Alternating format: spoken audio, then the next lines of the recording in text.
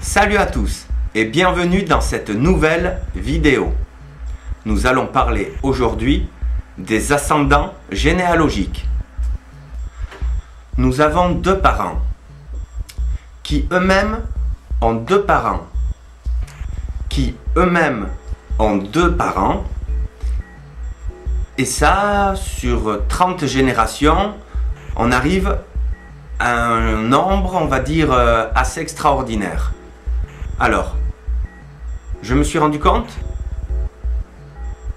que le nombre de mes ascendants augmentait considérablement avec le temps.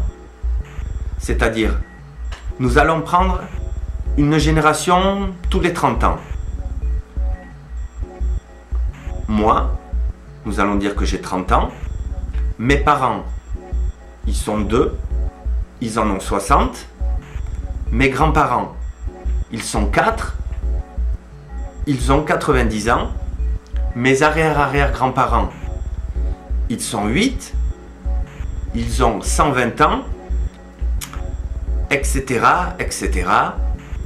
Plus on remonte dans le temps, plus les ascendants sont nombreux. Il y a 440 ans, j'avais 16 384 ascendants, moitié hommes, moitié femmes, qui sur une période de 30 ans se sont reproduits pour engendrer mes 8192 ascendants, moitié hommes, moitié femmes, qui devaient engendrer, etc., etc., jusqu'à mes grands-parents, mes parents et moi. Mais ce chiffre augmente considérablement au fur et à mesure qu'on remonte dans le temps. Il y a 880 ans, en 1136, le nombre de mes ascendants était de 526 630 912. Ça fait beaucoup. Moitié homme, moitié femme, qui sur une période de 30 ans devaient se reproduire pour engendrer mes ascendants.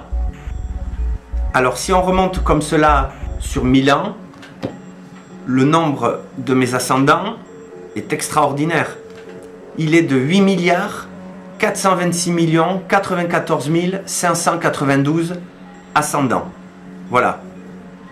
Et si on continue, on arrive à des chiffres impossibles. Donc, il doit y avoir quelque chose à comprendre.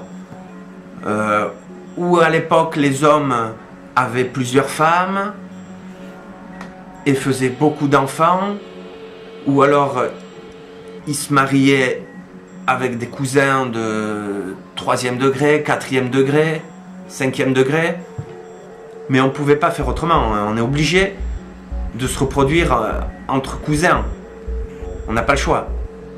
Alors dans quelle mesure la consanguinité vient influencer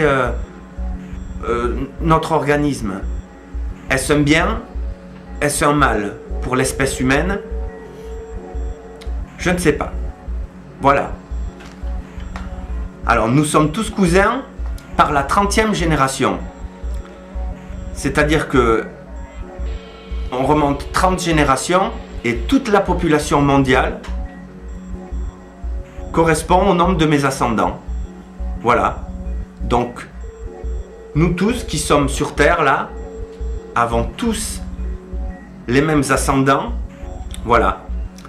C'est mystérieux, c'est magique, c'est la vie. C'est intéressant de se poser la question pour essayer de comprendre, voilà, comment ça a pu démarrer. Bon, je pense pas que ça ait démarré d'Adam et Ève, d'un seul couple, parce que là, ça semble compliqué. Surtout si la consanguinité a des répercussions sur l'être humain. À moins que la consanguinité n'ait pas de répercussions sur notre espèce, sur les humains. Voilà. Alors merci d'avoir regardé cette vidéo. J'espère que le sujet vous aura intéressé. N'hésitez pas à la partager et à mettre un petit commentaire. Et à bientôt. Merci.